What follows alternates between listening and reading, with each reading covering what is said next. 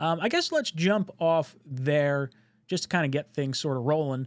Green Bean, what are your thoughts? If we don't have Rodgers coming back next year, what would be the best route, or what route would you maybe prefer to see for a bridge quarterback? Well, it's interesting because I can go one of two ways. This is just assuming Rodgers is not back, right? So that's off the table. We got to make some choices. There is a big piece of me that would love to just go into next year with Tyrod Taylor and Jordan Travis. Tyrod Taylor, who's known to be, he's an average-ish quarterback. He can win you some games. He's fine. Not going to get you to the Super Bowl, most likely. But he's also known for getting injured.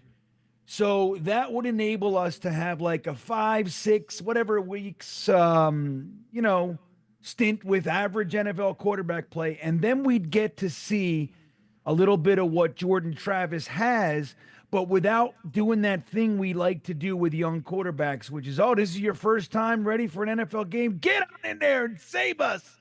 That kind of a thing. So we'd get to see him. Like, who knows, man? Maybe, just maybe, he ends up having the chops to be a quarterback worth investing in and kind of, allowing to develop and all that stuff. So I'd rather see that than just kind of assume he's nothing, 6th round pick, and he just kind of slips off into obscurity, at least as far as the Jets are concerned. So I'd like that, but there's another piece of me. Again, if Aaron Rodgers isn't here and a guy like Justin Fields is out there, because he's another one with upside, you know what I mean? Like, he's not, he's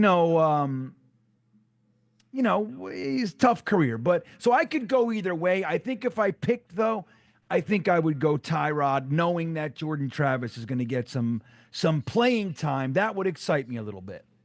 What about you, Matt? Where do you kind of stand on the bridge quarterback conversation and the assumption that Rodgers is not here? Yeah, I was going to say my answer is kind of a combination of a couple of these. So I'm cheating a little bit. I think Tyrod would be the most likely person to start because, he's a veteran. He has starting experience in this league. Jordan Travis, I think, would be here. But I would also like to add an additional veteran to the quarterback room. That way you have an insurance policy. Because let's play the game for a second. Tyrod Taylor, as Green Bean listed out, has gotten hurt, a decent amount over his career. Unfortunately for his case, they've been like really freak injuries. Like he had a punctured lung that was the fault of a doctor before a game. And it's like a weird shit happens to Tyrod. But Jordan Travis also is coming off or still in the midst of recovering from an injury from almost 2 years ago now. So we have no idea what he's going to be either. So I think you add another veteran like a Jameis Winston, maybe. I personally think that the Jets are going to end up being priced out on Justin Fields. I think he ends up getting like $10+ million a year.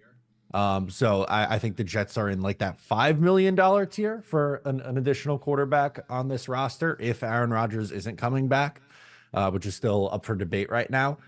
And I would roll that way because I don't particularly love this quarterback class. Like, I don't know if you guys have seen post-Senior Bowl, the talks of Jackson Dart going 7 overall to the Jets. That scares the shit out of me after we were just talking about him as maybe like, it's a little different taking a flyer on him on the 3rd round versus taking him 7th overall. It's a pretty big difference in the span of a week here.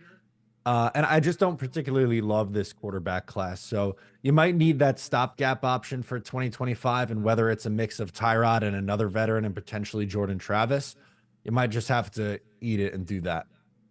Yeah, I'm going to split the difference and kind of land somewhere between you guys because I do agree with Matt in the sense, well, I think I agree with Green Bean too because I don't think Green Bean probably thinks Fields is going to get a crazy ton of money. But I think Fields is the option I'd like to go with along with Tyrod and Travis because I think it's very clear Tyrod's not the future of the team.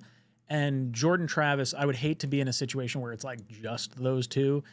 And I do think, in the event Fields goes elsewhere, we should go with like a $5 million option. But I think Fields is going to be that $5 million option. I think what's going to happen is he's going to have opportunities to go to a bunch of different teams. And he's going to look around. He's going to say, okay, which one provides me the best route to potentially be a long-term starter? Which team maybe do I align with or whatever. And I think there's a situation where he got to go against Aaron Glenn's defense for multiple years while in Chicago. So Glenn might have some inside knowledge on the stress that his type of play style puts on a defense and maybe how to utilize him a little differently. The mobility factor from Hendon Hooker when they drafted him, I think there might be some parallels to Fields. I think Hooker's probably a better quarterback from like the very brief amount of football that we've seen from him. But I like that Fields is so young. He's younger than Hooker right now. He gives you that upside of like being a first round caliber quarterback and having, some degree of success in this league already.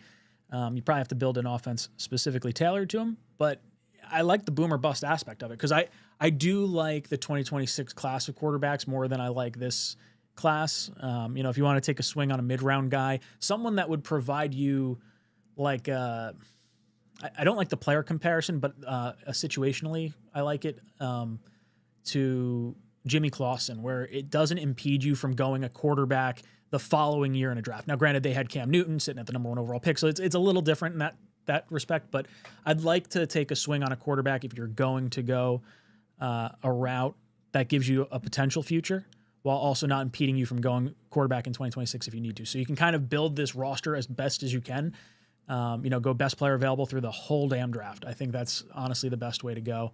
And look, hopefully Jordan Travis can be a dude. I am 100% pulling for the guy. I think from a mindset perspective, a guy that was on top of the world at FSU, like poised to be potentially a second-round pick when he was coming out, to have it all taken away and fall down to the 5th round. And I think there's a humbling experience there. Him sitting behind Rodgers for a year is also kind of intriguing. But again, we just don't know what he is.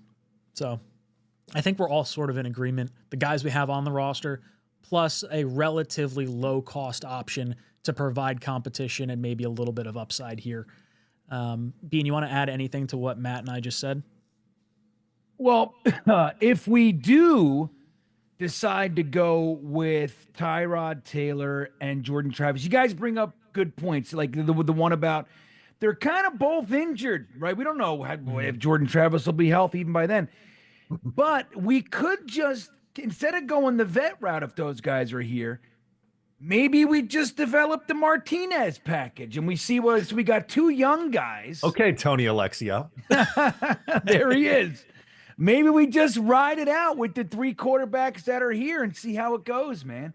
I don't know. It's like, I like the upside of Justin Fields. I think it's like, you do I think if he's getting offers for even a 2-year deal with some guarantees, he's probably going to take it. But I'd love to see like a 1-year deal that's inexpensive and just let it ride. Like if he ends up being great, you got your quarterback. If he sucks, then it's no harm, no foul. And it's kind of a bridge year anyway. But anywho, Tyrod Taylor, Jordan Travis, Martinez package. There you go.